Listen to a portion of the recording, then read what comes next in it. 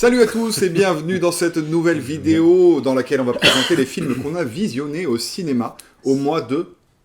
Octobre, du coup. C'était un piège. Oui, c'était Tu un veux pas piège, tomber j'ai dedans, failli, c'est bien. Ouais, Comment vas-tu, c'est vrai. Franck? Ça va bien, et toi? Ben, toujours aussi bien. Ouais. Ouais, parce que de Depuis- vidéo en vidéo, mon état ne change pas. Eh ben, écoute, c'est bien. C'est bien. C'est une bonne chose. C'est une bonne chose. As-tu vu beaucoup de films? J'en ai vu 3, 6, 9. Ah, quand même. Oui. Alors, je crois que c'est pas mon cas. 2, 4, 6. 6 pour moi. Ah bah, tant pis. Ou tant mieux. Ah bah, du Ce coup, sont- c'est toi qui vas commencer. T'as Alors- envie de commencer par quoi, là? Eh ben, je vais commencer par un retard d'un film que toi, tu as vu en avant-première au mois de septembre, et que moi Exact. j'ai vu, et que tu n'avais pas apprécié, qui était Le règne animal. Je vais pas apprécier et j'étais déçu. Oui, mais tu me l'avais pas vendu. en Oui, tout non, cas. c'est vrai. Mais d'ailleurs, je retournerai pas le voir, je ne le reverrai pas. Eh ben, je l'ai vu, je me suis fait mon propre avis, et ben moi j'ai plutôt bien aimé, Mhm. j'ai plutôt bien accroché, j'ai trouvé l'histoire assez touchante entre ce père et ce fils. Il y a eu des moments, quelques longueurs où je me suis vu dans la salle de cinéma, dans le sens où ce moment où on décroche de l'histoire et on reprend conscience de sa condition de spectateur. Mais franchement, visuellement, c'est plutôt bien fait, c'est plutôt pas trop mal. Le mec qui vole, là, c'est pas trop mal, tu trouves? Bah ouais, non, mais ça m'a pas. Enfin, Au niveau des effets spéciaux, c'est vraiment pas terrible. bah moi, pour une production française, écoute, Ouais. non, moi j'ai trouvé ça plutôt pas mal, plutôt touchant. Voilà, après. J'ai Ouais, pas non, trouvé ça touchant, moi, justement, c'était le truc. Mais je saluais Enfin, l'ambition touchant. de J'ai faire pas ce genre de pleuré non film-là, plus, mais mais, je trouvais ça pas suffisamment poignant, alors que, Ouais. quand même, il perd sa mère, l'autre perd son fils. Mais c'est pas tant qu'il la perd, sa mère se transforme et sa mère est toujours là aussi.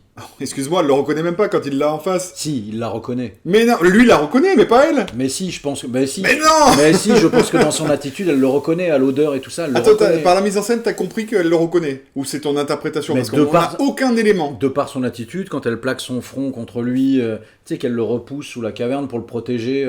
Ah si, moi je pense qu'elle le reconnaît. Ah ouais, bah c'était pas très clair.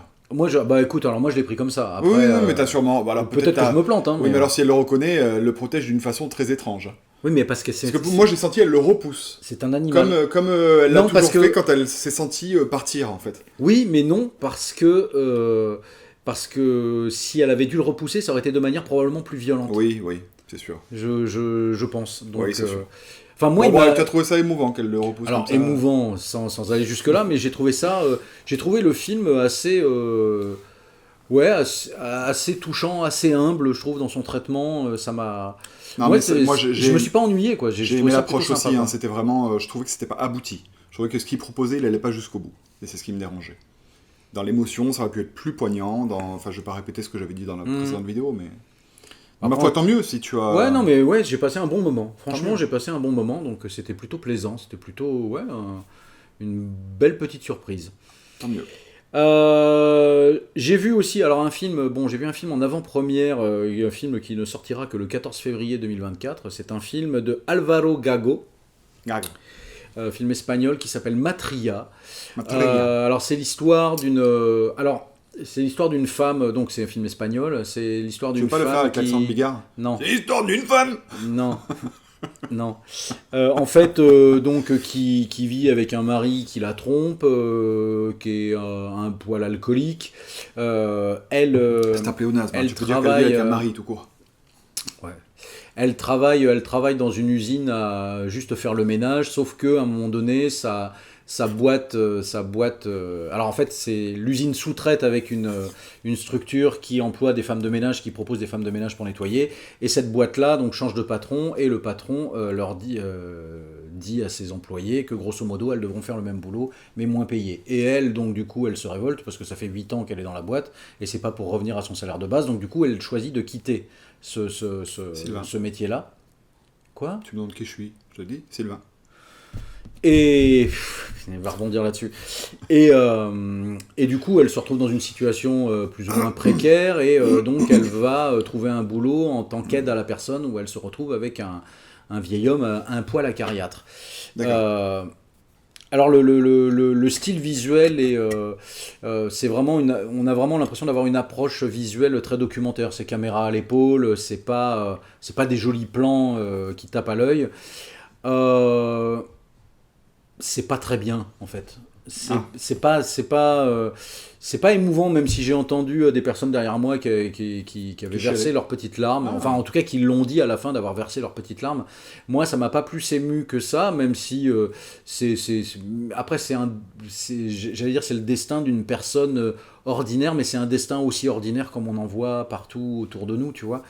Mais je trouve que le traitement, justement par exemple sa relation avec l'homme acariâtre entre guillemets, donc il se déride un peu au fil du temps avec elle, mais je trouve que c'est pas assez poussé, c'est pas assez exploité. On aurait aimé voir un peu plus cette relation s'épanouir un peu plus et elle la voir s'épanouir, mais en fait elle, tu comprends que sa seule façon de s'épanouir, enfin je ne le dis pas, je vais pas spoiler parce que c'est un film qui sort en février, donc voilà, vous verrez le film, enfin vous verrez ou pas, voilà, je le reverrai pas, c'est pas vraiment un bon film, mais voilà, son approche très naturaliste quelque part fait que oui, on pourrait avoir l'impression qu'il s'agirait d'un documentaire, quoi. Mais Pourquoi ils sont tout nus? C'est du naturalisme? Naturisme, non, c'est pas ça. Enfin bon, bref, voilà. Donc Matria de Ça aurait pu en intéresser Alvaro Gago qui sort le 14 février 2024. Alvaro Gago. Alvaro, ouais, voilà. Voilà, du coup, il m'en reste 7. Est-ce que c'est encore plus que toi? 2, 4, 6. Alors, alors j'en ai vu un en avant-première. Ça va, comment tu te la racontes?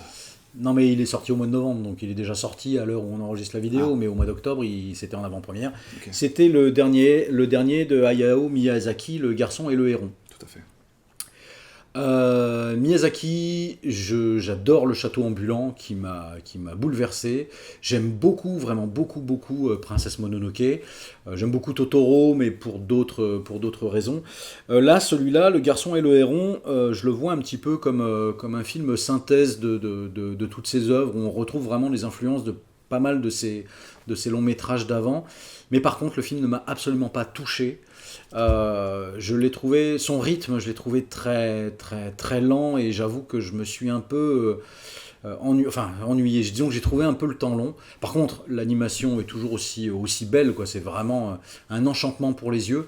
Mais voilà, l'histoire ne m'a absolument pas touché. Donc c'est l'histoire d'un garçon qui perd sa mère. Donc je sais plus si ça se passe pendant la Seconde Guerre mondiale, je ne veux pas dire de bêtises, mais bref, il perd sa mère qui est malade et qui meurt dans un incendie de l'hôpital, en l'occurrence. Et il va s'installer dans une maison à la campagne avec son père et la nouvelle femme de son père qui est sa tante, quoi, qui est la sœur de sa mère, je crois. Et oui, c'est ça. Et du coup, il y a un moment donné, il y a un héron qui arrive et qui lui dit qu'il peut revoir sa mère. Donc, et il va évoluer après dans un univers fantastique. Mais voilà, le film m'a étrangement pas emporté, il m'a pas pris, il m'a pas touché aux tripes. Émotionnellement, je suis resté vraiment sur le banc de touche. Et je trouve ça dommage parce que vraiment Miyazaki, il m'a provoqué vraiment des belles émotions au cinéma.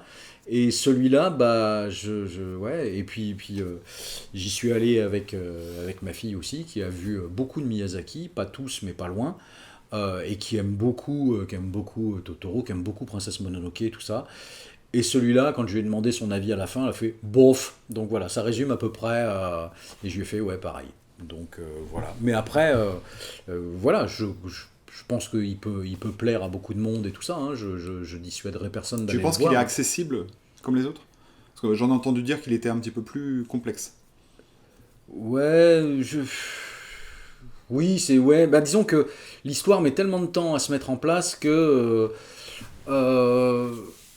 je sais pas, tu vois justement le château ambulant qui est convoqué, tu vois Princesse Mononoke qui est convoquée, tu vois, qu'est-ce qu'on voit d'autre, on voit d'autres trucs un peu façon, je crois que c'était, ça rappelait un peu aussi par moments le château dans le ciel, enfin bon bref, il y a pas mal de films qui sont convoqués, mais en fait, non, je le trouve pas si complexe que ça à suivre, mais en même temps... ouais, pour moi ça m'a pas emporté, quoi. Je me suis pas pris à me projeter dans l'univers, si tu veux. J'étais pas vraiment dedans, mais bon, après voyez-le pour vous faire votre avis, hein, si jamais. Moi c'est pour moi c'est un Miyazaki qui est mineur. Alors après peut-être que bah, il commence à avoir de la bouteille, et puis son film d'avant, ça devait être son dernier film, mais le film d'encore avant, ça devait être aussi son dernier film, donc en fait, il a jamais fini de faire son dernier film. Mais celui-là, pour moi, c'est pas une pièce, ça sera pas une pièce maîtresse de sa filmographie. C'est un Miyazaki Kiki, en fait, en quelque sorte.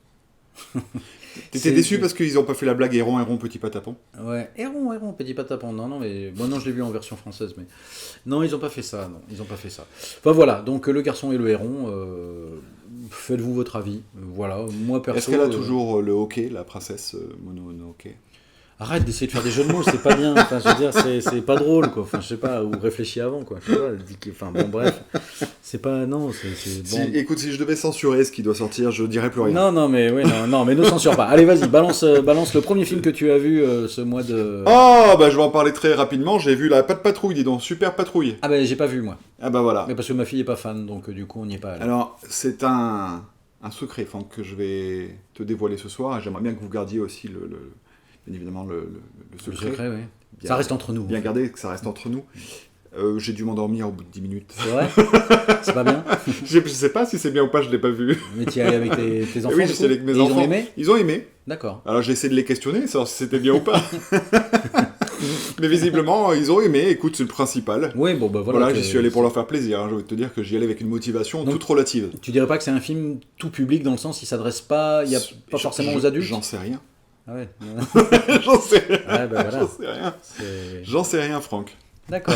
Ah, mais du coup, il compte pas ce film-là. Mais là, il compte pas, mais je suis allé le voir. Oui, bon, enfin, j'ai pas réussi. T'as vu l'affiche et l'intro. Ma mission a avorté, mais je suis allé le voir. Je me suis déplacé. Voilà. D'accord. Donc, bien évidemment, je mettrai pas de notes. D'accord. Bah tiens, quitte à me... Alors c'est pas ne pas mettre de notes, mais quitte à foutre une vraie sale note. Aïe. Bah, un film que tu as vu aussi. Aïe. Eh ben oui, et on en a parlé dans la vidéo précédente. Enfin, tu l'as évoqué dans la vidéo précédente, croyant faire un peu un trait d'humour. Parce que c'était pas drôle non plus. Mais L'Exorciste Dévotion. Ah. Voilà. Ah, on va se dévouer alors. Alors, moi je pense que David Gordon Green doit arrêter le cinéma. Parce que déjà, de ce qu'il a fait d'Halloween. Alors bon, non, je vais pas dire ça parce que je n'ai pas vu le dernier, là, Halloween Ends. Voilà. Mais j'ai bien compris l'intention de départ où il filme dans les rues de. Je sais plus où d'ailleurs. C'est en Inde, non? C'est pas. Je sais plus où c'est. Bref, pour faire un petit écho avec le début du film de 73 qui démarre en Irak. Sauf que je trouve que dans le film original déjà, le film n'est clairement pas fantastique. Enfin, je veux dire, au départ, et puis la cause de la possession n'est jamais expliquée. La progression est beaucoup plus lente. Mais oui, mais ce que je veux dire, mais du coup, ça rend le film d'autant plus effrayant parce que tu sais que le mal peut arriver n'importe où, chez n'importe qui, dans n'importe quelle condition. Là, on t'explique la raison de la possession, parce qu'elles sont allées faire du Ouija dans une grotte en forêt. Enfin, je caricature volontairement, mais c'était pas exactement ça, mais enfin bon, bref. Parce que oui. Elles sont allées se promener en forêt, elles ont disparu. Mais non, mais c'est parce qu'en fait, le pitch de base, c'est qu'on démarre dans cette. Je sais plus si je dis en Inde, mais c'est pas en Inde, ça doit être en République dominicaine. Je crois que c'est ça, je sais plus. Bref, on s'en fout. Et bref, t'as un homme et une femme, et cette femme est enceinte, et à un moment donné, ils sont dans une église, je crois. Il y a un tremblement de terre, l'église s'écroule, la mère est écrasée par les décombres, et les médecins disent on ne peut sauver que enfin, ils proposent un choix cornélien au mari de choisir entre la mère et l'enfant. Et on apprend plus tard. Alors on va spoiler, parce que, enfin, perso, si vous l'avez pas vu, n'y allez pas, gardez vos sous. Enfin, dis pas ça. Ils font ce qu'ils veulent là. Oui, non, faites ce que vous voulez, mais bon. C'est pas non plus. J'ai pas encore donné mon avis. C'est pas non plus une grosse catastrophe. Et après, du coup, donc il doit faire ce choix cornélien, et on apprend un peu plus tard dans le film qu'il fait le choix de garder la mère et de sacrifier l'enfant. Sauf que le résultat des courses, c'est l'enfant qui survit et la mère ne survit pas. Donc la fille a alors elle ne le sait pas, elle l'apprend qu'après. Mais au départ, du coup, la fille, elle veut faire un peu de spiritisme, je sais pas quoi, pour essayer de communiquer avec sa mère pour échanger avec elle, quoi. Et donc elle part avec une voisine faire leur machin spiritisme en forêt, et les gamines disparaissent pendant 3-4 jours, un truc comme ça. Et quand elles reviennent, elles n'ont pas conscience d'avoir disparu autant de temps.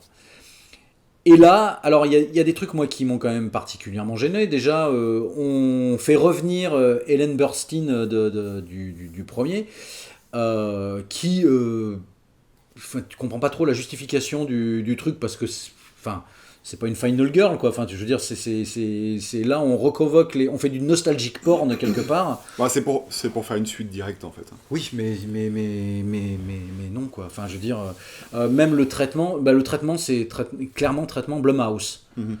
Il y a un côté, même dans les cadres, il y a des trucs qui vont pas dans la mise en scène. Et puis alors, l'exorcisme qui doit justifier le titre en l'occurrence, parce que ce serait même pas l'exorciste, ou alors là, ce serait les exorcistes entre guillemets, ou enfin les apprentis exorcistes ou l'exorcisme pour les nuls, tu vois. Non mais franchement, Oui. c'est un peu ça quoi. Et c'est d'un ridicule. Enfin, je veux dire, c'est d'un. Et le pire, c'est qu'il va y avoir un deuxième et un troisième parce que initialement, enfin non, ce qui est prévu initialement, c'est une trilogie. Ouais. Sauf que visiblement, il s'est quand même bien ramassé au Ouais, box-office. ouais. Donc, est-ce qu'il y aura suite ou pas suite? Moi, non, j'ai pas passé un bon moment. J'ai trouvé ça, bas de gamme quoi. Mais en fait, à quel moment ils ont cru que c'était une bonne idée de faire une suite à l'Exorciste, sachant que l'Exorciste 2, l'hérétique de John Boorman, s'est cassé la gueule. L'Exorciste la suite, qui était l'Exorciste 3, n'a pas franchement réussi, même si il a quand même quelques atouts pour lui. Et puis il y a eu l'Exorciste 4, donc c'est l'Exorciste les origines, je crois. Et puis il y a eu le doublé Dominion, parce qu'il y en avait un qui était... Initialement, c'était Paul Schrader qui faisait le film, et en fait, il était tellement catastrophique qu'ils ont fait retourner des scènes par Renny Harlin. Donc il y a deux versions, en fait, et il paraît qu'aucune des deux ne tient la route, même si celle de Renny Harlin est... Alors je l'ai pas vue, hein, mais celle de Renny Harlin est, paraît-il, beaucoup plus graphique, on va dire. Mais bref, en tout cas, ce sont des films qui se sont ramassés. À quel moment ils ont cru bon de faire une suite au film où finalement tu ne gardes en mémoire que le 1 qui fait école quoi. Justement, s'ils avaient su perpétrer cette... Mais c'est Blumhouse, c'est pour faire de... Oui, mais ils auraient pu, ça aurait marché si c'était pas foiré. Hein. Ça aurait complètement marché. Oui, mais même en faisant une redite du premier aurait suffi. Non, bah non. Et puis non, alors... par rapport au spectateur, je parle pas... Le caméo de la fin, enfin, qui est attendu, mais alors... Qu'est-ce que ça dit quoi? Qu'est-ce que ça veut dire? Évidemment, c'est du fanservice. Ben non, mais c'est même pas du fanservice. Moi, je trouve que c'est un doigt d'honneur qui est tendu au spectateur à celui qui aime l'exorciste quoi. T'as l'impression qu'ils n'ont pas compris le matériau de base et qu'ils en font un film d'horreur lambda Blumhouse. Donc je suis désolé, mais d'ailleurs, c'est pas... D'ailleurs, c'est ça tout le sujet est là. Ils n'ont pas compris le matériau d'origine. J'en profite pour rebondir un petit peu. Il fallait que ça sorte. Hein. Oui, ça fait du bien. Ça va mieux. Non, mais c'était pas... Non, alors, j'ai pas aimé non plus. Hein. Sauf que quand on parle, j'ai parfois envie de le défendre un peu, parce que je me dis, putain, t'y vas fort quand même. Non, mais j'argumente. Bien sûr. Tu fais bien. Alors, moi, ce que j'ai pas aimé, clairement, la faute, pour moi, en partie au réalisateur, hein, c'est-à-dire que le film est conceptuel. Il est plus conceptuel que... Tu parles de l'original ou de celui-là? Non, de celui-là. C'est-à-dire que son concept... En fait, il a décidé d'écrire la même chose qu'il avait faite déjà dans Halloween Kills, c'est-à-dire... La merde. de parler d'un phénomène de société, de parler de quelque chose d'actuel qui, visiblement, le travaille. Hein. C'est-à-dire que l'humain se déchire et il a besoin de se ressouder, de se resserrer la main pour faire face au mal. Et au mal, on entend par le mal, justement, le mal dans sa définition, c'est-à-dire, ça peut être pour lui le terrorisme, tu vois, par exemple. Hein, c'est ce qu'il avait traité dans Halloween Kills. Là, encore une fois, on est face à un matériau d'origine qui nous propose l'entité du mal. L'entité du mal, et donc ce démon qui est mis en... Attends, tout le film, c'est de la bigoterie, hein. C'est t'en as rien à foutre de ce que je te raconte. Non, mais c'est pas ça. Mais je veux dire, non, parce que j'en suis au milieu de mon argumentation, mais alors... Vas-y, parle, je dis plus rien. Pardon. Vas-y, avance. Normalement, dans le matériau d'origine, on parle beaucoup de foi. Tu as la foi face à l'entité du mal. Vraiment. Et là, en fait, tout ça est abandonné. En fait, tu non. Si, quand t'as le couple là, hyper catho, machin... non. Ah, d'accord. Toi. T'es vraiment énervé face à ce film. Hein. Non, mais voilà. Tu parlais au début de ta critique du fait que l'église s'effondre. C'est un message qu'envoie David Gordon Green, clairement, en disant la foi s'effrite. Mais... Paye ton message. Non mais attends. Oui, non, mais d'accord. Non, mais c'est pas... En fait, c'est difficile de développer mon point de vue. Je pense que le public français n'est pas le public pour ce film-là. Non, mais non, moi je pense pas. Je pense qu'il n'y a aucun public pour ce film-là. Si, moi je pense que le public, éventuellement, c'est le public ultra conservateur catholique. Mais non, justement, pas du tout. Pas du tout, parce qu'en fait, si tu veux, lui, il pense vraiment que c'est pas la foi qui va résoudre le problème. D'ailleurs, qui fait l'exorcisme, ce n'est pas le prêtre. Oui, parce que le prêtre, quand il y va, il... Donc tu vois, c'est bien. Son message est bien de dire, c'est pas la foi qui va sauver l'humanité. C'est justement les gens s'ils cèdent les uns les autres. Ouais. Et donc il prend des personnages lambda, d'où ton côté exorcisme pour les nuls. Et c'est vrai, ça fait complètement ça, honnêtement. Quand tu te rends compte qu'il n'y a pas un mec qui a le bagage pour faire l'exorcisme qui est autour de la table, non, ils font juste revenir Ellen Burstyn qui, dans le film original, on le rappelle, n'a pas assisté à l'exorcisme. Oui. Donc c'est quoi sa légitimité? Ce que je veux dire, c'est que pour moi, et j'ai vu que ça pendant tout le long métrage, sa volonté de nous montrer, oh là là, le premier plan, c'est deux chiens qui se battent. Oui, bah comme dans l'exorcisme. C'est dans la nature humaine. Mais d'accord. Je cite William Friedkin en moins bien. Oui, mais en fait, au travers le fait qu'il le cite, il montre aussi que la nature humaine est faite qu'on se frite. C'est pas nouveau. Non, mais ce que je veux te dire, c'est qu'à chaque plan, il va perpétuellement montrer ça.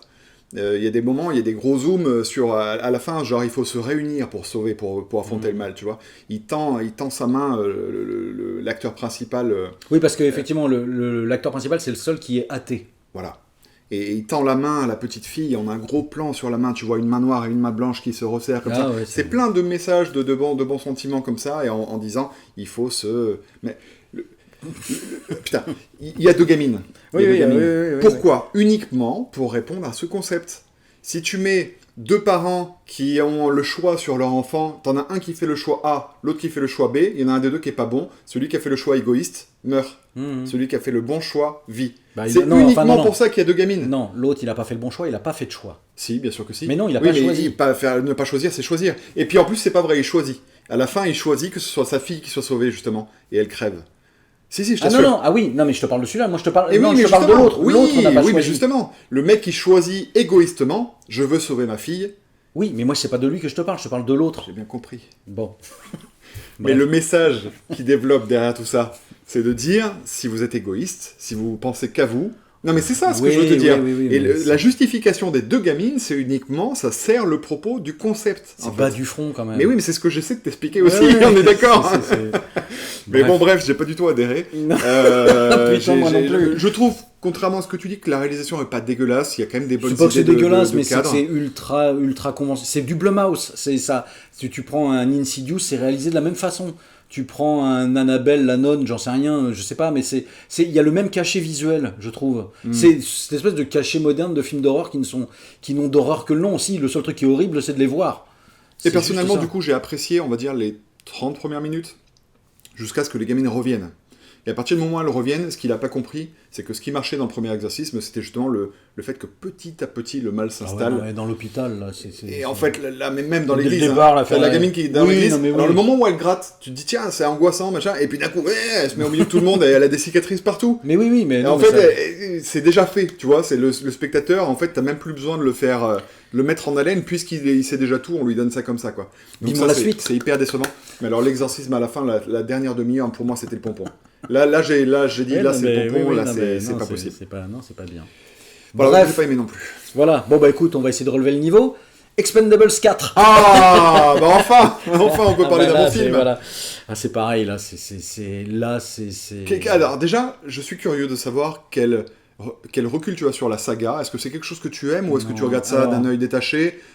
Je les ai tous vus au cinéma, mais pourquoi je suis allé les voir au cinéma? Parce que moi, j'étais un gamin qui était fan de Stallone.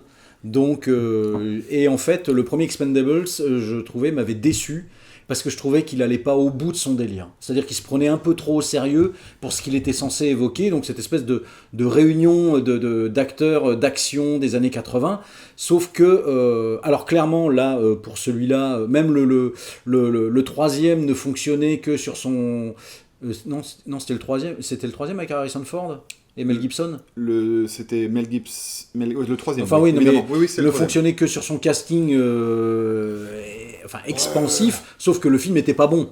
Il était clairement pas bon. Et puis alors, ce qui est assez ce qui était assez rigolo, entre guillemets, c'est que là, dans toute la promotion du 4e, on disait on vous a entendu, puisque c'était un PG-13 pour le 3e. Enfin là, c'est... Et là, en fait, grosso modo, c'est un film de Jason Statham, ou avec Jason Statham, et c'est tout, puisque les autres ne servent à rien, soit ils sont morts, je mets des guillemets, soit ils sont enfermés dans une cale de bateau, et en fait ils servent à rien de tout le film, juste à faire des blagues, je pisse sur un bordel pour faire ouvrir une vanne dans la cellule. Bref. Et ça se termine par un espèce de Deus Ex Machina, entre guillemets, c'est-à-dire que ça sort de nulle part. Grosso modo, au début du film, on te fait... Alors, tu spoil de ouf là.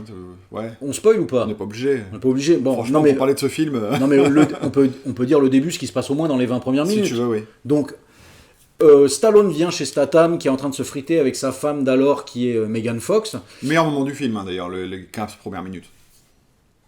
Ouais, tu vois Stallone. Non, parce que Stallone vient chercher Statham parce qu'il a un problème dans un bar, parce qu'en fait, il a perdu sa bague à un pouce de fer. C'est pas un bras de fer, c'est pouce de fer. Alors, ouais, c'est pareil, le film me pose un gros problème moral aussi pour ce qui se passe à la fin.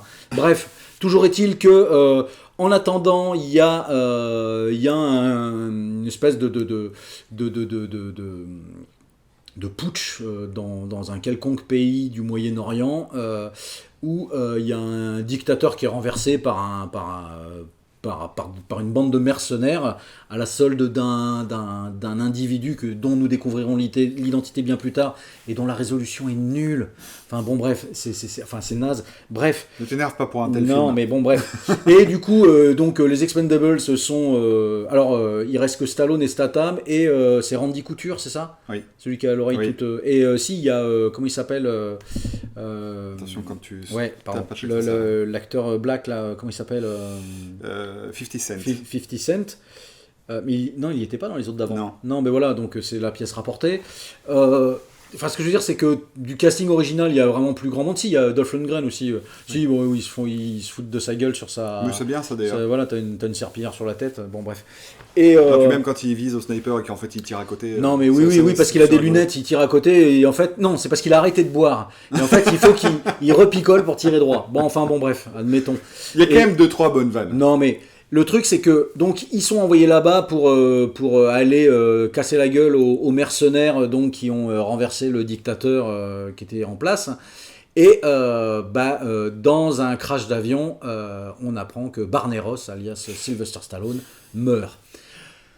Donc au bout de 15 minutes, Stallone est mort. Donc déjà tu te dis, déjà à quoi ça sert ? Déjà le film va être moins intéressant. Oui, c'est déjà. Donc après, essentiellement pour Stallone. Tout repose sur Statham.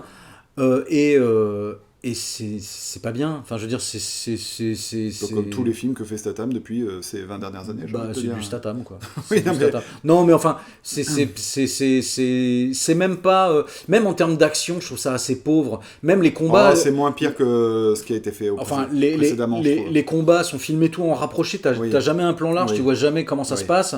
En termes de chorégraphie de combat, c'est très pauvre. Parce qu'il n'y a pas de décor et que tout est fait en CGI et que du coup, s'ils font des plans larges, ils sont obligés de cracher davantage. Je sais pas, mais enfin, toujours est-il que même en termes de pur plaisir coupable pour voir un truc un peu décérébré, bas du front et de voir tout le monde se foutre sur la gueule, il n'y a même pas ce contentement-là. Mais je suis pas vraiment d'accord là pour le coup. Il n'y a pas de money shot, moi je trouve. Il n'y a pas de plan qui... Non, mais le film est nul, hein, qu'on soit bien clair. Alors... Mais par contre, moi j'y ai trouvé un petit plaisir agressif quand même. Hein. Tout le monde m'avait dit que c'était nul à chier et je m'attendais à le supporter douloureusement. Non, mais moi je l'ai regardé d'un œil torve, si tu veux. C'était pas douloureux, mais c'était...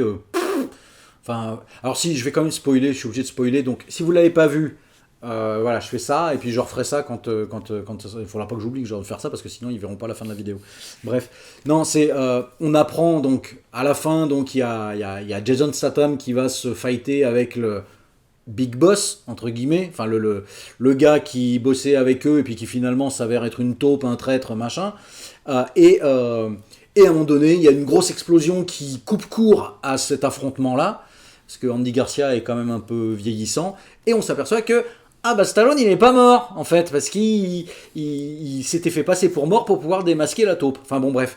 Et donc, le truc, c'est qu'on se dit, mais qui c'est qui l'a mis à sa place dans l'avion ? Parce qu'effectivement, alors en plus, au début... Je pense que t'es seul qui t'ai posé cette question. Non, mais ce que je veux dire, c'est qu'en plus, les mecs, donc Stallone il est mort, donc ils vont à l'enterrement, mais par contre dans le bar où il a perdu sa bague, ils ont quand même ramené son bras qui fait un doigt d'honneur sur lequel est la bague, quoi. Tu te dis, bon, c'est déjà... Et en fait, le mec qu'il a foutu à sa place, c'est le mec qui lui avait volé sa bague au pouce de fer. Donc je veux dire, Stallone en termes de mauvais perdant est un peu réac, un peu violent dans ses réactions. Non mais c'est n'importe quoi. Et moi ça m'a posé un problème. On se fout de ta gueule. Et enfin, j'espère que la franchise est morte et enterrée là. Bah, je pense pas, honnêtement. Je pense pas. Hein. Après, je pense que... Parce que les autres acteurs, ils ne servent à rien. Oui, mais à rien. Mais c'est le problème du film, c'est qu'il n'y a aucun acteur qui est développé. Enfin, je dis pas qu'ils étaient vraiment développés dans les autres, mais ils avaient des traits de caractère, tu vois, ils étaient identifiables. En fait, ils se développent avec la durée des films, en fait. Ils sont pas plus développés, mais le fait de les connaître d'avance... Dans les deux premiers, notamment, ils sont caractérisés, les personnages. Là, ils font que reprendre ce qui a été fait dans les... T'as l'oreille en chou-fleur. Merci. Merci. Oui. La blague, et puis il arrête pas de la ressasser en plus. Oui, en plus. Et le truc... j'en fais ça, bien joué. C'est pour le spoil, le gros engin, machin, bon, on a compris la vanne, quoi. Enfin, en fait, il y a vraiment aucune créativité. C'est vraiment... On te fout des personnages féminins. D'ailleurs, j'adore Megan Fox. Je trouve qu'elle est charismatique, elle est sexy, elle aurait été bien dans ce rôle, tu vois. S'ils en avaient pas fait juste une potiche, qu'on sexualise comme ça. Et qui sert à rien. Et qui sert à rien. Parce que pour le coup, elle aurait eu un vrai rôle aussi, elle aurait été aussi importante que Jason Statham, ça fonctionnait à fond. Dans le premier, ce qui fonctionnait à peu près, c'est que chaque personnage avait ses skills, quoi, ses capacités, et voilà. Chacun avait Ils étaient identifiables. Voilà, c'est ça. Ils avaient chacun leur rôle. Là, grosso modo... C'est des personnages lambda, tu les remplaces par quelqu'un d'autre, ça fait exactement la même chose. Il y a juste Statham qui va arriver pour les sauver, et c'est tout, quoi. Il y a eu, mine de rien, 2-3 petites vannes qui ont fait mouche. Personnellement, je me suis marré 2-3 fois. Je pense que le film pourra plaire à certaines personnes qui sont fans des acteurs. Mais en soi, ça fait de la peine, moi, c'est vraiment un échec de créativité. C'est même un échec en termes de mise en scène. Et d'ambition, et de mise en scène, alors c'est catastrophique. En termes visuels, c'est moche. Enfin... Moi, j'ai pas trop envie de l'enfoncer, mais en même temps, non, mais enfin, sans l'enfoncer, il faut être objectif. Le film propose rien. Non, clairement, il propose rien. Après, il y a une petite baston entre Statham et dans le bar aussi, à un moment donné. Non, mais là, moi, les 15 premières minutes, j'ai aimé Stallone le film. envoie Valdaga juste par... C'est le seul moment où... Non, puis même quand ils vont à la porte et qu'ils disent à Megan Fox... qu'elle commence à défoncer Statham et Statham il regarde Stallone, il dit ouais non mais elle parle de toi machin, enfin tu sais il y a des petits gimmicks rigolos, enfin ça c'est attendu ça quand même. C'est attendu, mais c'est ce qu'on attend justement de ce genre de film. Moi non, j'aimerais bien être surpris. Ah mais tu vas être surpris devant... Non, si déjà ils avaient fait le minimum syndical, le film aurait été sympa, quoi, tu vois. Oui mais il l'est pas sympa, c'est pas... Bon bref, enfin voilà, donc c'était pas utile. C'est assez incroyable quand même de faire ce genre de film, parce que le film, ouais, mais je sais pas, parce qu'en fait ça mais je pense que ce film-là, il devrait le sortir directement sur des plateformes, quoi. T'imagines le délire. En streaming, quoi, direct. Expendables 5, directement sur les plateformes. Et c'était pas le cas de... Le film avec Stallone et Schwarzenegger, et puis il y a eu des suites là que j'ai pas vu là, avec Bautista, c'est pas du tout la même ambition quand même là. C'était quoi, comment ça s'appelait la prison, ok. Putain, j'ai mémoire de rien. Évasion, voilà. Mais j'ai pas vu le 2 et le 3, mais bon, bref. Enfin bon, regarde Backtrace. Bref. Voilà, bon, c'était pas... Bon, allez, on va changer de standing avec un autre film... Scorsese. Voilà, un petit peu long, donc 3h39, je crois, c'était Killers of the Flower Moon. 3h30 en tout cas, oui. Et ben là, moi, j'ai pris mon pied. En termes de mise en scène, on passe à autre chose. On passe à une vraie ambition cinématographique, un vrai film de cinéma. J'ai adoré la fin. La conclusion, là je spoile pas parce que je sais qu'il y en a qui ne l'ont pas encore vu. Alors qu'en plus c'était dispensable, c'est ça qui est oui fort. Mais en même temps c'est à la fois dispensable et ça clôture de manière magistrale le film. C'est ça que je veux dire, c'était complètement dispensable et malgré le fait qu'il le fasse, tu te dis c'est enrobé, c'est génial, c'est cohérent. Ouais. Mais oui, ça donne encore plus cette dimension cinématographique. Oui. Ça souligne. Et puis la performance de DiCaprio qui m'a rappelé... Et de Niro longtemps aussi. Hein. Mais DiCaprio m'a rappelé à certains moments Marlon Brando, tu vois, à la limite avec le coton dans les... qui joue cette espèce de personnage pas très intelligent, pas très malin, extrêmement influençable. Alors par contre, tu vois, j'ai appris des trucs parce que la population Osage, je les connaissais pas. Je connaissais pas cette tribu-là, tu vois. Donc, et je suis allé me regarder aussi après sur Internet. Ouais. Donc en plus, il y a une valeur documentaire. C'est vachement bien. Il y a vraiment des purs plans qui méritent enfin, c'est un film qui se voit au cinéma. Alors c'est sûr, il fait 3h39 ou 3h34, je sais plus, enfin 3h30, bien frappé. Je sais que ça peut en rebuter certains. Après, Scorsese, il avait eu un propos disant que voilà, vous pouvez végéter pendant 5 heures. Vous pouvez binge-watcher vos séries Netflix pendant 5 heures, et vous pouvez bien aller voir un film qui dure 3 heures. C'est ça. Et il a pas tort. Mais non, et puis franchement, ça fait du bien d'aller voir un film de cinéma. Je veux dire, alors je reviens à l'Exorciste, mais c'est pas pour taper sur l'Exorciste et tout, mais ce que je veux dire, c'est la facture visuelle de l'Exorciste. C'est un truc que vous pouvez voir sur Prime ou sur Netflix, ou ce qui peut très bien se prêter au format télévisuel. Ouais. Là, on a une dimension cinématographique, quoi. Voilà, moi j'ai beaucoup aimé ce film. J'y suis allé un peu sans véritablement savoir ce que j'allais voir. J'avais juste entendu le pitch de base, mais je voulais pas trop en savoir, et je me suis laissé emporter. Et le film se divise vraiment en 2 parties distinctes. Hein.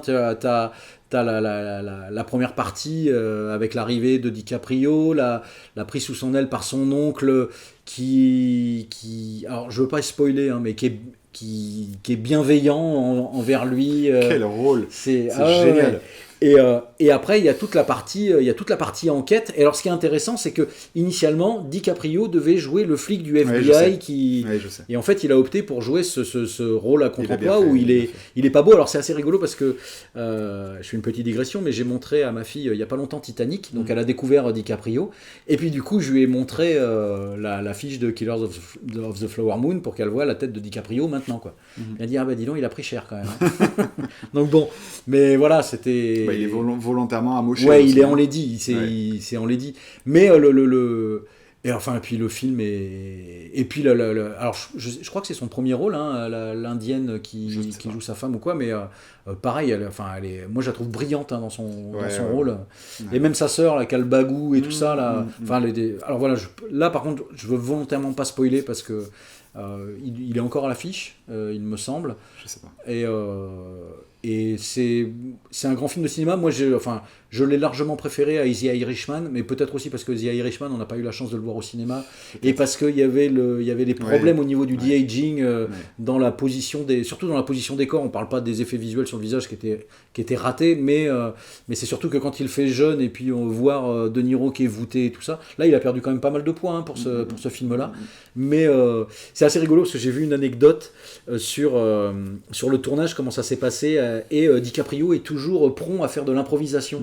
Et il y a De Niro et Scorsese qui se regardent et puis ils lui disent calme-toi, tu vois. C'est les deux vieux de la vieille, tu vois, et qui essaient de temporiser un peu les velléités d'improvisation de DiCaprio. Mais non, c'est réjouissant, et la fin, moi j'ai trouvé ça, t'as envie d'applaudir des 2 mains, quoi. En plus, Scorsese joue et c'est complètement cohérent. Et moi j'ai adoré cette. Allez, je vais mini-spoiler, mais quand t'as, au moment du procès, tu sais, t'as sa femme qui vient, où on lui pose la question, la question à DiCaprio, est-ce que vous êtes marié par intérêt ou quoi? Et il dit non, j'aimais vraiment ma femme. Et quand sa femme vient le voir avant le délibéré ou je sais plus quoi, où elle lui dit mais est-ce que t'étais au courant que tu m'empoisonnais? Et là, il lui ment, et c'est le seul mensonge qu'il fait. Et là, elle le voit tout de suite. Et là, on voit dans son visage que ça y est, c'est fini, c'est terminé pour elle. J'ai trouvé ce moment-là, mais exceptionnel. Parce qu'il y a beaucoup de non-dits, effectivement, et ça fonctionne très bien. C'était vraiment, allez, hop, voilà, j'en fais ça. C'était bien. T'avais envie de parler, hein, encore là. Ah ouais, non, mais il m'a. Non, mais c'est bien. Il m'a plu, quoi. Ça t'a passionné, moi aussi. Il m'a vraiment plu. Moi aussi, c'était. Moi, c'est coup de cœur. Ça faisait longtemps que. Alors, Scorsese, je suis pas toujours. Alors, j'adore les films de Scorsese, mais j'aime pas tout. Ouais, mais c'est pareil. Notamment un film qui est adulé par beaucoup de monde, mais le film Silence, tu vois, m'avait laissé un petit peu, de côté. Et par exemple, Le Loup de Wall Street, c'est le genre de film que j'avais pas non plus spécialement aimé. Et là, je trouve que là, c'est vraiment le pendant du Loup de Wall Street, c'est-à-dire que ça aborde le même sujet. La dérive de l'argent. Et ça l'aborde d'une façon complètement opposée. Et c'est très intéressant en ça. Et du coup, vraiment, là, tu vois, ça m'a assez marqué, c'est que le pétrole, qui est donc le symbole de la richesse... qui justifie la richesse du peuple sage, justement. Voilà. Alors, ce qui est assez paradoxal, c'est qu'ils sont riches et ils vivent à l'occidental. Oui. Tu vois, c'est ce côté où il y a déjà un déracinement par rapport à... Comme quoi l'argent est déjà sale, dès le départ. Donc c'est ce que je voulais dire, ce pétrole salit en permanence les acteurs. On le voit au départ, dans cette espèce de danse là. Il y a une espèce d'éjaculation, de jouissance d'avoir découvert quelque chose, et ça les salit en retombant sur eux, tu vois, ça les salit. Complètement. Et il y a plein de moments comme ça où dans le film, tu vois des gens qui travaillent pour récupérer le pétrole, ils sont dégueulasses, ils sont tout noirs, et ce message-là est assez rigolo, d'autant plus qu'en fait ce film fait passer des messages tout en subtilité, tout en douceur. En fait, tout va dans la progression. Ouais, c'est une lente agonie au fur et à mesure. C'est pour ça 3h30, mais c'est essentiel. Tu te demandes ce que tu vas voir. Au bout d'un moment, tu te poses même plus la question parce qu'en fait, t'es happé par quelque chose, mais tu sais même pas quoi. Oui, c'est ça, tu te laisses embarquer. Parce que si t'analyses, tu te dis, mais en fait, ça fait à peu près 1 heure que je regarde la même chose, quoi, tu vois. Et puis petit à petit, ça évolue, t'as des indices qui te font. Ah, tiens, et puis après, le film bascule avec l'arrivée du FBI. Fin, tu te rends compte que pendant tout le long, tout a évolué, mais toi, tu t'es juste laissé prendre et que c'est génial. Les personnages sont ultra complexes. C'est filmé de façon, moi je dirais pas classique, parce qu'il y en a beaucoup qui ont parlé de réalisation classique. Je trouve que justement, il s'efface derrière son récit, et c'est d'autant plus immersif, tu vois. T'as l'impression d'y être à cette époque, c'est formidable. Enfin, vraiment, la reconstitution est vraiment bonne. Alors, le jeu d'acteur de Niro, magistral, majestueux, magistral, je voulais dire, pardon. Et puis, non, pas tous, en fait, tous les acteurs, vraiment. Il n'y a pas de faux pas, il n'y a pas de... Non, et alors, les 3h30 sont passées, mais comme une lettre à la poste. Et c'est effectivement, comme tu dis, tout en retenue, c'est-à-dire que certains pourraient s'attendre à Scorsese, ah oui, mais bon, Scorsese c'est violent, machin. Ben en fait, non, pas du tout. C'est un film mature. Oui, mais c'est ça, voilà, exactement. Exactement. Le film aurait pu durer 30 minutes de plus, ça ne m'aurait absolument pas dérangé. C'était vraiment un vrai plaisir de visionnage, et celui-là, je le garde. Je le garde. Il était bien, ouais. Il était vraiment bien. Bon, du coup, on va faire moins bien après, mais voilà. Second tour de Albert Dupontel. Alors moi je crois savoir que tu n'as pas aimé. Oui, je suis nuancé, mais effectivement j'ai pas aimé mon visionnage. Je développe. Bah vas-y, développe, je fais en second. Alors le cinéma d'Albert Dupontel, moi c'est une histoire d'amour et de frustration. Parce que j'adorais ses débuts, vraiment. Bernie, et pour moi son meilleur film, Le Créateur, c'était vraiment quelque chose qui me parlait. Et puis il est sorti un petit peu du burlesque. Ouais, mais c'est pareil. Le vilain, moi j'aimais bien le vilain aussi. Bah, pas moi, tu vois, là il m'avait déjà perdu. En fait, je trouve le défaut principal de Dupontel, c'est qu'il vieillit. Et pour moi, il vieillit pas très bien. Non, mais il vieillit pas très bien dans le sens où j'ai l'impression de voir un film de vieux bobo qui n'évolue pas. Tout son regard sur le cinéma est porté sur des choses qu'on reprochait il y a 30 ans en arrière. Tout ce qu'il sait faire, c'est critiquer les chasseurs, les flics dans le précédent film qu'il avait fait. Là, c'est les chasseurs, les hommes politiques, waouh, la prise de risque. Alors, ça critique un peu les journalistes aussi. Le bobo de base de sa génération. Pourtant, c'est des valeurs que je partage, mais je trouve qu'il est resté bloqué là-dessus et qu'il n'a aucune évolution par rapport à ça. Attends, le film s'appelle Second Tour. Je m'attendais à une critique exacerbée de la politique. Mais alors, le regard qu'il emporte, lui, c'est vraiment... Mais il effleure à peine. Il reste dans les clichés, en fait, dans tout ce qu'il propose. Ouais, c'est un peu mis en second plan. Quand même, à la fin du film, il y a un moment qui devait être le moment culminant, où son double, je ne vais pas trop en dire, il en fait pas grand-chose. Fait un discours face à un autre homme politique. Qu'est-ce que c'est nul. Il en fait pas grand-chose. C'est enfantin. Mais je suis d'accord. Le dialogue n'apporte rien. Tu te dis, putain, il aurait pu... En plus, ça aurait pu être impactant pour le spectateur. Ça aurait pu être émouvant. On aurait pu se dire, ah mais il dénonce tellement la politique, ça aurait fait du bien. Pourtant, enfin alors, moi je vais, enfin juste, pardon, je te coupe, mais justement le double, puisque Dupontel joue lui et son frère, entre guillemets, je trouve le rapport entre les deux frères assez touchant, le rapport qu'il y a entre les deux. Mais effectivement, au moment où justement, parce que blessé, parce que donc il subit des attentats, des tentatives d'assassinat. Parce voilà. qu'en fait, c'est quelqu'un de lambda qui arrive à accéder au deuxième tour de l'élection présidentielle. En fait, c'est un poil plus compliqué que ça, parce que c'est quelqu'un qui veut rentrer dans le système pour justement pouvoir le déboulonner de l'intérieur, parce que c'est le seul moyen qui comprend, et quelque part c'est juste, c'est-à-dire que c'est de l'intérieur que tu peux agir, et c'est pas en allant démonter des McDo entre guillemets que tu te fais entendre, parce que tu es déjà identifié comme étant un fauteur de troubles.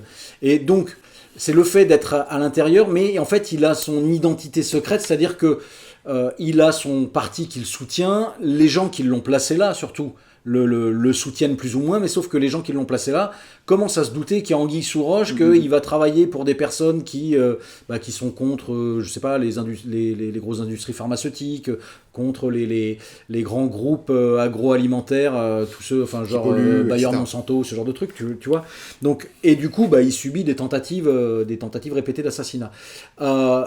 J'aime bien le rôle de Cécile de France. Après, j'avoue que... Attends, je vais juste finir et après je te renvoie la balle. Parce que tu parles de Cécile de France, ça me fait penser justement à son regard qu'il a sur le journalisme. C'est bien, et il y en a peu qui critiquent au final le journalisme, enfin c'est pas souvent fait, en tout cas au cinéma. La critique du journalisme, tu la vois dans la bande-annonce. Hein. Elle interview, elle pose une question qu'il fallait pas poser, machin, blabla. Voilà, c'est tout. C'est fleuré, encore une fois. Il y a rien qui est poussé. Parce que c'est pas l'objet. C'est pas l'objet du... C'est quoi l'objet, en fait en fait, c'est ça. Moi, je trouve qu'il se perd dans tout ce qu'il veut dire, et en fait son film il va en faire quoi, il sait pas trop. C'est à la fois une comédie, à la fois un truc un peu poétique, à la fois un film qui dénonce, mais au final c'est un peu rien de tout ça, tu vois. C'est un espèce de film hybride qui parvient à rien. Je trouve que les personnages n'évoluent pas. Le mec, l'acteur principal qui joue toujours là, comment il s'appelle, l'acteur secondaire, pardon, qui joue toujours, qui est dans tous ses films. Oui, c'est pas Michel Marie. Je sais pas comment il s'appelle. Marié. Mais je sais pas si c'est Michel. C'est simplement un comic relief. Oui, et puis il est pas drôle. Et puis il est pas drôle en plus, putain. Non, c'est vrai qu'il est pas drôle. Le couple de journalistes au début fonctionne. Pendant 15 minutes, tu dis tiens, il y a quelque chose qui s'installe et tout, ça marche bien. Le petit truc de Bully Lanners, moi j'ai bien aimé là, tu vois quand il est, tu sais, le mec qui est qui fait l'entraîneur de foot là, de l'équipe des gamins là, tu sais, ils viennent l'interviewer là, ils viennent lui poser la question pour savoir oui. C'est un petit gag, oui. Voilà, j'ai bien aimé. Non, ce que je veux dire, c'est que tu vois, les journalistes, aucune évolution. Du début à la fin, ça reste le personnage qui fait des blagues sur le foot. Non, mais alors moi, j'y ai vu plus un film... alors, pas d'espionnage, parce que c'est pas le bon terme, mais un film dans cette veine-là, dans un truc beaucoup plus divertissement à l'américaine quelque part. Putain, avec la musique d'Amélie Poulain tout le long, des condamns, mon frère, je t'aime et machin. Moi, je trouve que la mise en scène la mise en scène est quand même plutôt de bonne facture. Oui, il y met de l'ambition. Visuellement, c'est franchement pas désagréable. Moi, ça m'a tenu pendant tout le film. Après, c'est pareil, tu parles de mise en scène. Dupontel, il se regarde filmer à un moment donné. C'est quoi ce plan sur l'aigle qui vole et machin? Oui, non mais d'accord. Non mais c'est parce qu'il a fait l'acquisition d'un drone et qu'il fallait... Non mais c'est ça, mais c'est exactement ce que je veux te dire. C'est exactement ce que je veux te dire. Pour moi, il se voit plus malin qu'il ne l'est dans ce film.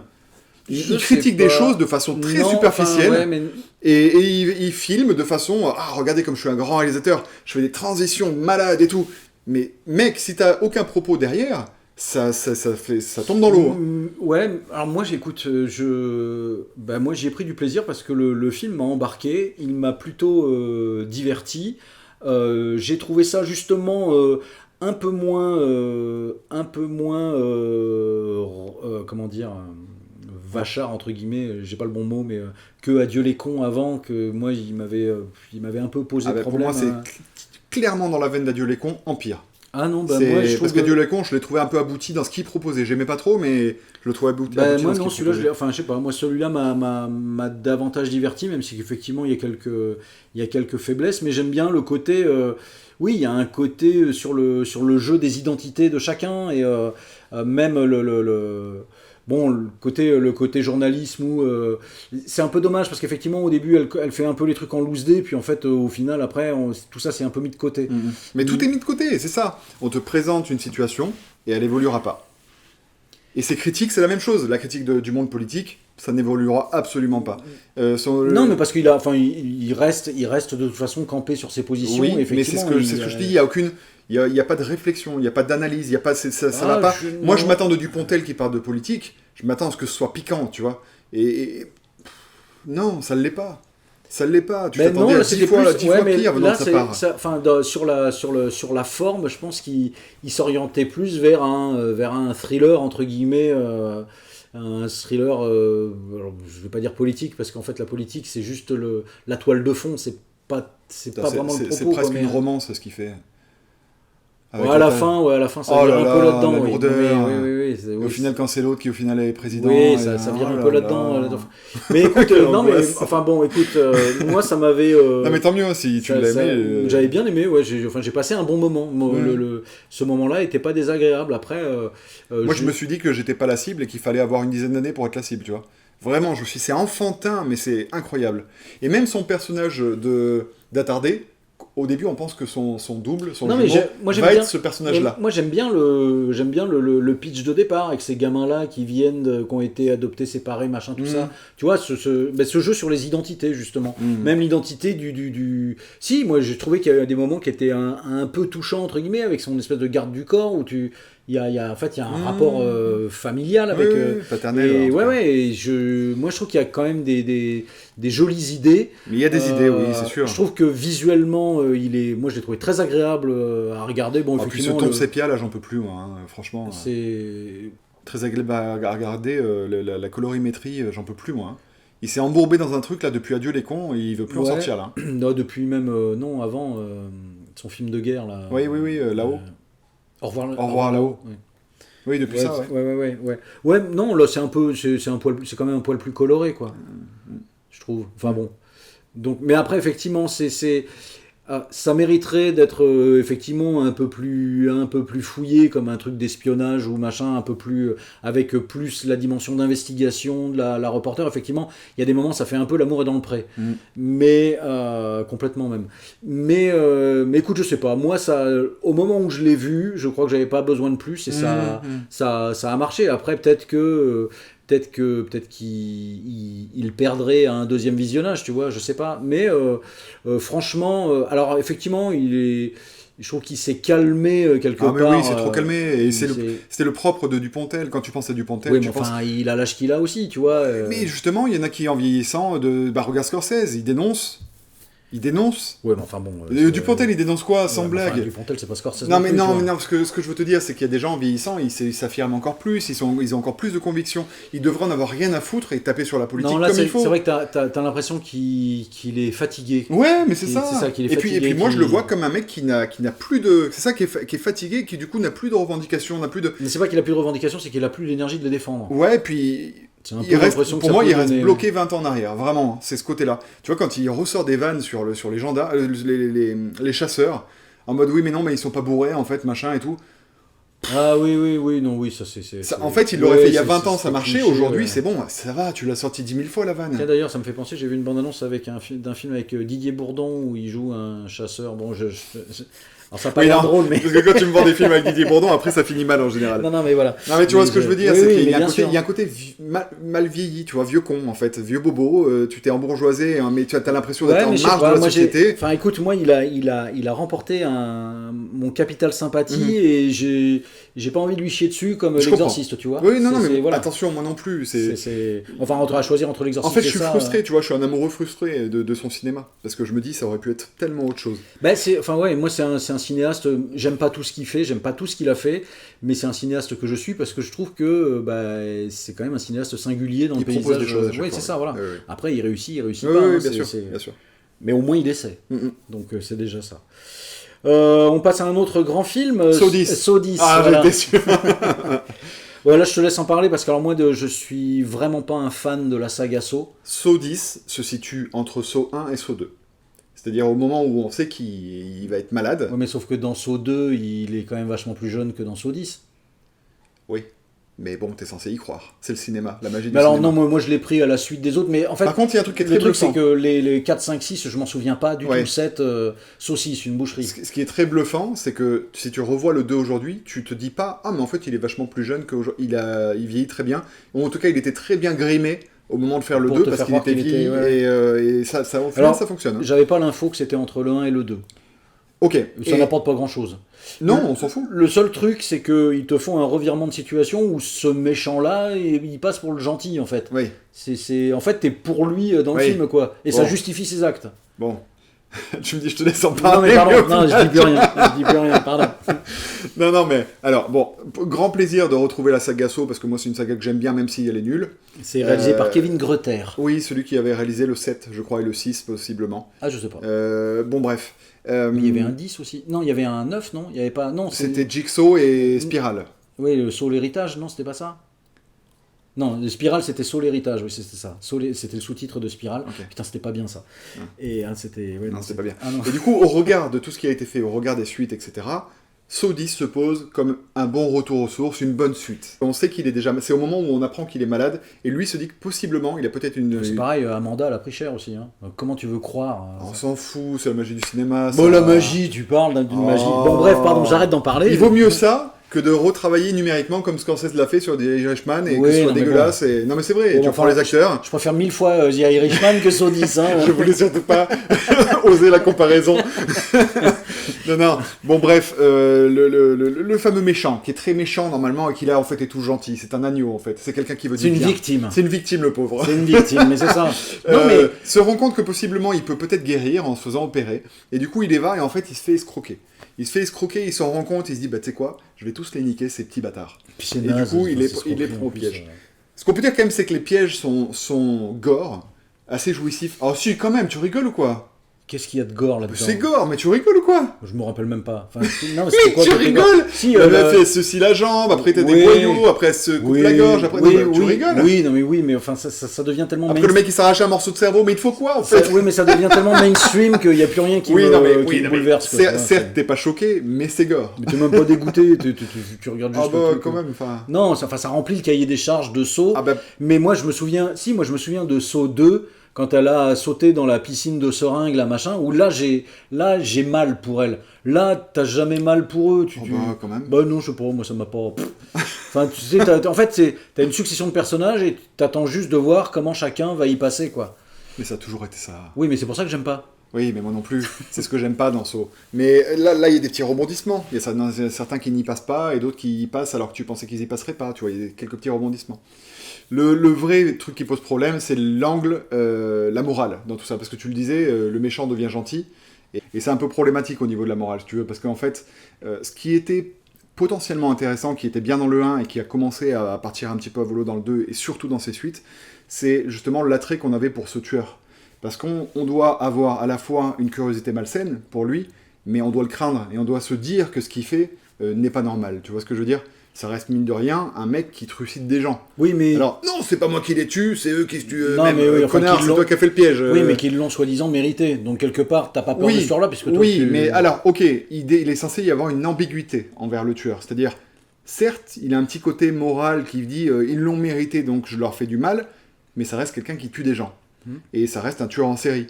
Et t'es censé y avoir cette crainte. Et quand j'ai rematé Saw 2, justement, il n'y a pas si longtemps, bon déjà c'est très dur à revoir, hein, mais quand je l'ai rematé, je me suis dit, bah oui, on a cette crainte envers le tueur. Là, dans Saw 10, c'est un agneau.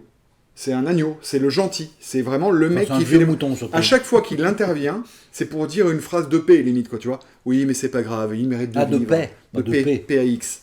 Paix. De paix. Pas de paix. Une phrase de paix. Une phrase de paix, c'est...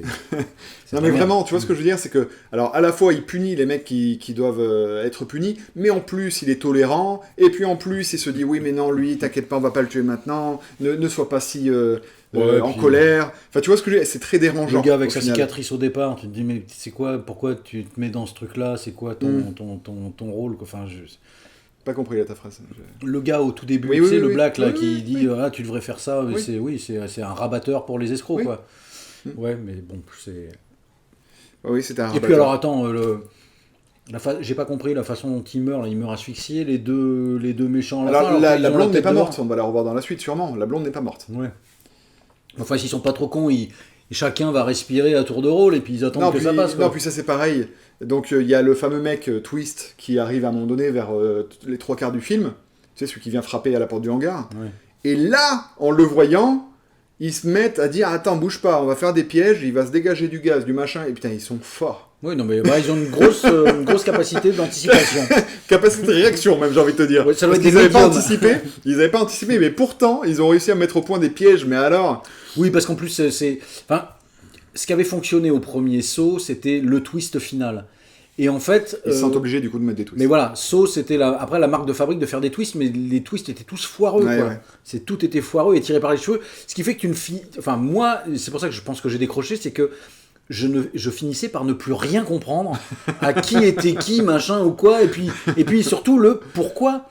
C'est quoi ton mobile? C'est voilà, quoi le mobile est clair. Non, mais là, pour le coup, c'est que les enjeux sont clairs. Ouais, mais... Ils sont discutables au niveau de la morale, mais ils sont très clairs. Je suis d'accord. Mais sauf que moi, j'avais aucune empathie pour aucun des personnages. Et c'est normal, parce que justement, c'est des méchants. En fait, normalement, t'as des victimes et t'es censé avoir de l'empathie pour elles. Et là, en fait, comme c'est des gens qui ont fait de la merde, qui ont voulu du mal, bah du coup, t'es content qu'ils les torturent. Et c'est ça, on passe de quelque chose... Non, t'es même pas content qu'ils les torturent, t'en as rien à foutre, quoi. Oui, mais en tout cas, t'as pas d'empathie envers eux. Tu te dis pas, oh, si, j'ai envie qu'ils vivent. Oh si, elle, c'est la seule. Ouais, la jeune fille. La seule. La seule, c'est la seule. La jeune fille, oui, effectivement. Qui est laserisée. Alors, est-ce que tu recommandes Saw 10? Oui, pour ceux qui aiment la saga, évidemment, je le recommande. Pour ceux qui aiment le gore, évidemment, je le recommande. Moi, je connais quelqu'un qui aime beaucoup Saw et qui se faisait une joie de voir Saw 10. Et elle m'a envoyé un message et elle m'a dit, garde ton argent. Ah bon? Donc, oui. Incroyable. Elle n'a pas aimé du tout. Donc, elle a dit, je vais être trop vieille pour ces conneries. On va savoir. Bon, bref. C'est possible. Ok, j'ai un dernier film, moi, et toi t'en as plus. Du coup, je termine. Je te laisse terminer cette vidéo. Merci. Alors j'ai vu... non ben... Reviens. Ça aurait été bien de te laisser tout seul. J'ai vu un film belge de Anne Siro et Raphaël Balboni. Ok, mais sirop fraise? Ouais, mais voilà, c'est que j'attendais tes conneries. Voilà. Ça s'appelle Le syndrome des amours passés. Alors le pitch est plutôt sympa, c'est un couple qui n'arrive pas à avoir d'enfants. Ah, c'est sympa. Ouais, c'est très sympa, c'est fun, c'est un truc de malade. Ils vont voir leur médecin, le médecin va faire un séminaire, je sais pas trop où, il revient avec une idée révolutionnaire, c'est ils disent que en fait il y a un blocage psychologique et pour débloquer ce blocage, c'est que chacun refasse l'amour avec tous leurs ex ou tous leurs partenaires sexuels dans leur histoire. La nana, elle en a une liste longue comme le bras et le mec il en a que 3. Ah. Dont sa demi-sœur, tu vois. Donc, et c'est comment, donc elle, la nana, elle fait un peu tout le... elle recontacte tous ses ex et machin, et lui, comment déjà, il galère à avoir ça, et il se trouve que il arrive à avoir des rapports, mais avec d'autres personnes qui ne sont pas ses ex, tu vois, mais elle est plus ou moins... Il est plus ou moins encouragé par sa nana, parce que... Mais en fait, alors ils sont très attachants, je trouve, les deux acteurs belges. J'ai pas leur nom, mais vous checkez et vous verrez. C'est juste que on a l'impression à la fin, je vais pas spoiler, hein, mais on a vraiment l'impression que ils savent pas comment terminer leur film. Ah. Et la fin pour moi est pas satisfaisante et elle est même douce amère. Et alors que y avait quand même des bonnes idées, ça part vraiment sur l'idée d'une comédie romantique dramatique, tu vois, une comédie dramatique romantique, je sais pas comment dire, mais une comédie romandrique. Ouais. Un rhum, Andric. C'est qui? C'est un prénom, Andric. Bref, c'est assez frais. Je te dis, hormis moi, la fin m'a clairement pas plu. Et c'est un sirop au glaçon alors du coup. Et du coup, voilà. Tout ça pour dire quoi? Non, mais voilà, c'est un film belge, c'était plutôt... Oui, tu résumes bien la chose au final, hein, c'est un film belge. Ami belge? Non. Je rigole, bien sûr. Bonjour à vous. Enfin, sauf à vous deux. N'importe quoi. Ouais, le syndrome des amours passés. J'avais dit des amours perdus, non, c'est des amours passés. C'est des amours passés, d'accord, j'avais retenu perdu, moi, dans ma tête. Enfin, bon, bref. Ouais, petite comédie, ouais, pas des plaisantes. Le pitch fait envie. Hein. Bah, tu sens, ouais, et puis en plus, alors tu sens que les acteurs se plaisent vraiment, tu sens que il y a probablement une part d'improvisation dans les textes et tout, il y a une certaine liberté. Il y a des situations qui sont assez cocasses et qui sont plutôt sympathiques. Mais voilà, je te dis, c'est dommage que la fin soit si vite, soit si vite expédiée et mal expédiée, et du coup, la fin, tu te dis non, ça peut pas se terminer comme ça. Enfin, bah oui. Ouais, non, t'es un peu, ouais, non, t'es un peu déçu. Ouais. Ouais, non, t'es boucon à la fin. Bah, tu fais l'amour. Ouais, t'as envie de les envoyer se faire foutre. Ah ouais. Allez vous faire foutre. Non, mais non. Mais c'est, ouais, voilà, la fin pour moi était pas satisfaisante. Ils mangent tous des frites à la fin. Ouais, pratiquement, ouais. Avec les tuches, faire un crossover. Ouais. Bref, voilà, donc le syndrome des amours passés, c'est pas déplaisant, hein, c'est vraiment pas déplaisant, c'est assez frais, c'est assez léger, c'est mignon, mais c'est aussi un peu... les personnages se posent vraiment des questions sur ce qu'ils font et tout ça. Il y a un petit côté un peu, au début ça m'a rappelé un peu le film Proposition indécente, tu sais, où tu sais, les deux s'interrogent s'ils doivent le faire ou s'ils doivent pas le faire, et on a cette phase de doute qui est assez vite expédiée parce qu'ils veulent vraiment un enfant, mais sauf que effectivement le fait que la nana aille voir tous ses ex, que lui il galère et tout, bon, il finit par y arriver plus ou moins. Enfin, après, c'est un peu le concept de bon à tirer, en quelque sorte. Ouais, alors, je sais pas, j'ai pas vu. Mais du coup, ça a forcément une incidence sur leur comportement, et puis sur leur conception même de... Ils remettent forcément à un moment donné en question leur couple. Bien sûr.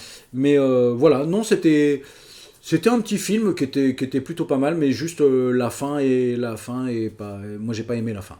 Voilà. Et la fin justifie les moyens. Je suis bien d'accord avec toi. Voilà, donc c'était un bon mois quand même. Un bon mois aussi, hein.